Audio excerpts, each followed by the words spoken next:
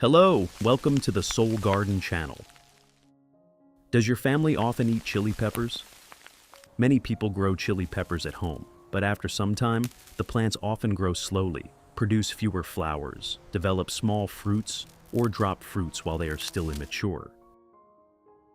This is a very common problem when plants lack nutrients or when the soil gradually loses its fertility.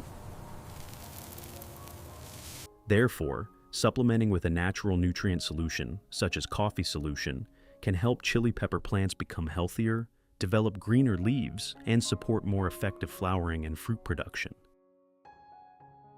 In today's video, I will share with you an extremely simple natural nutrient recipe using only familiar ingredients available in your kitchen.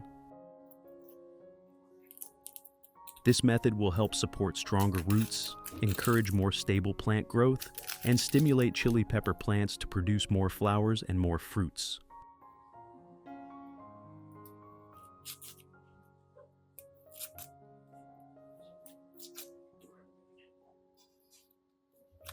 In addition to the English voice, we have now created dubbed voices in French, German, Italian, Spanish, Portuguese, Japanese, Hindi, and Indonesian to help you understand the content more easily.